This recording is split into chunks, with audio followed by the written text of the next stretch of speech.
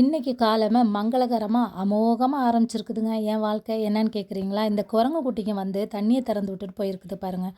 குடிச்சிட்டு அப்படியே விட்டுட்டு போயிருக்குதுங்க. இந்த செருப்புங்கள்லாம் அதில் நீச்சல் அடிச்சிட்டு கிடக்கு. அதெல்லாம் எடுத்து வச்சுட்டு நம்ம க்ளீன் பண்ணிடலான்னு சொல்லிட்டு அதை ஆரம்பிச்சிட்டேன். காலமே சாப்பிடக்கூட இல்லைங்க. குளம் மாதிரி கிடக்கு பாருங்க. எனக்கு வேலையே இல்லைன்னு வேலை வச்சுட்டு போயிருக்குதுங்க. இந்த எலிக்குட்டி பாருங்கள், அதுக்குள்ளால அவன் வந்து ஒரு வித்தையை காட்டிகிட்டு இருக்கிறான். அதுக்கப்புறம் வந்து இந்த மோர் மிளகா காய வச்சிடலான்னு கொஞ்சம் வெயில் அடிக்குது. மோர் மிளகும் நானும்னு சொல்லிட்டு ஒரு கதையே எடுக்கலாங்க. அந்த மாதிரி மோர் மிளகு கூட நான் போராடிட்டு கிடக்குறேங்க. குருவிக்கு அரிசியெல்லாம் போட்டு வச்சுருக்கிறேன் என் பையன். அதுக்கப்புறமா இட்லி தோசைக்கு அரைக்கிறதுக்கு ஊற போட்டு வச்சுருந்தேன். சரி அதையும் அரைச்சிடலான்னு அதை ஒரு பக்கமாக போட்டு விட்டுட்டேன்.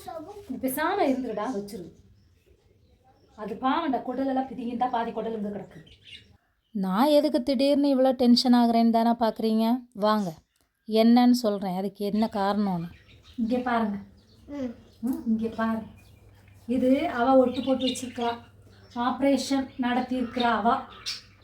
இல்லை ஒரு பொம்மை வாழை இருந்தால் அழுங்க. இங்கே இப்போ இது கதவு, அவன் வீட்டுக்கு கதவுக்கு தள்ளுடா, வீடை காமிச்சு.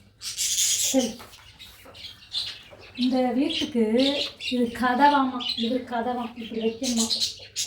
எப்படி வீடு கிளீன் பண்ணுறது? இதான் இந்த மேட்லாம் ஒட்டி ஒட்டி கிடக்குது. இதான் உள்ள சொரிக்குது எனக்கு வயிற்றுல. நான் எப்படிங்க வீடை க்ளீன் பண்ணுறேன் சொல்லுங்கள்? வீடை நான் எப்படி க்ளீன் பண்ணுறேன்?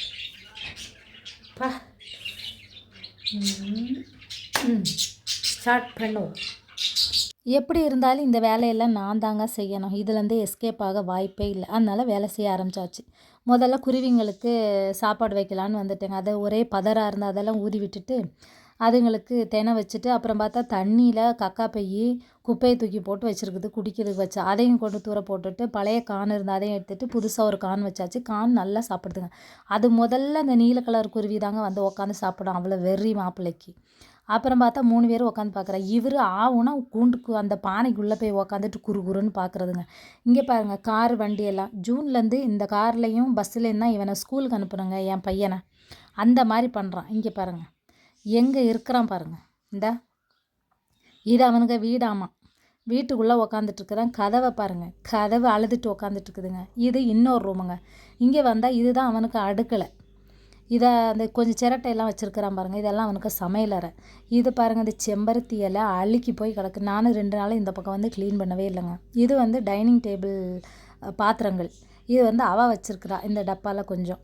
அதுக்கப்புறம் வந்து ஸ்கூலில் பிறந்த நாளுக்கு ஏதோ புள்ள வந்து இந்த இது கொடுத்துருந்தாங்களாம்மா, பென்சிலு இதெல்லாம் சொல்லிட்டு ஒரு பாக்ஸாக கொடுப்பாங்க. அதெல்லாம் போட்டு வச்சுருக்கேன். எவ்வளோ பென்சில் ரப்பர் பாருங்கள். ஆனால் ஒருத்தி தான் ஸ்கூலுக்கு போயிட்டுருக்குறா. எங்கள் வீட்டை பார்த்தீங்களா?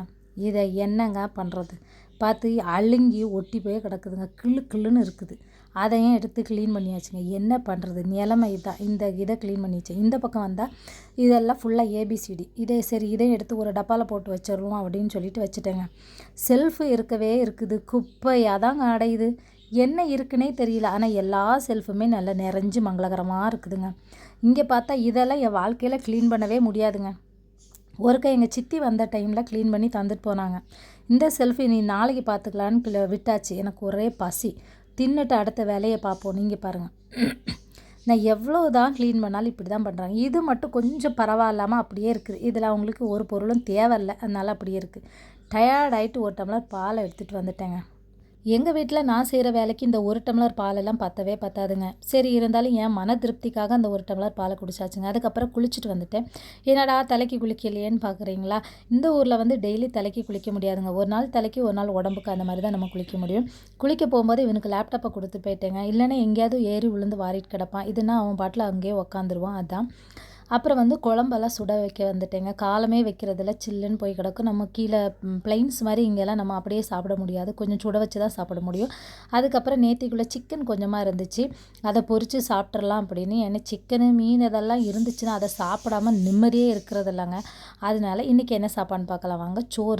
சோறு வந்து என் பையனுக்கும் எனக்கு தாங்க. அதுக்கப்புறம் வந்து ஒரு 2 முட்டை எடுத்துருக்கிறேன். அவனுக்கு ஒன்று எனக்கு ஒன்று. அப்புறமா வந்து கடலை குழம்பு. இது கருப்பு கொண்ட கடலை காலமே வச்சது தான். அப்புறம் முட்டைக்கோசு பொரியல். அதுக்கப்புறம் தயிர் பச்சடி. கொஞ்ச நாளாகவே தயிர் பச்சடிக்கு மேலே ஒரே லவ்வுங்க. அதனால் அடிக்கடி வச்சு சாப்பிடுவேன். அதுக்கப்புறம் பொரிச்ச சிக்கன். இங்கே வந்து பார்த்தா என் பையனை காணோம், பதறிட்டேங்க. அப்புறம் பார்த்தா லேப்டாப்பை தூக்கிட்டு அவனுங்க வீட்டுக்குள்ளே போய் உக்காந்து பார்த்துட்ருக்குறாங்க. இங்கே காணலை நான் தேடிட்டு கிடக்குறேன். அப்புறம் செம்ம பசிங்க. வந்து உட்காந்து மடமடன்னு 4 வாயை உள்ளே தள்ளிட்டேங்க.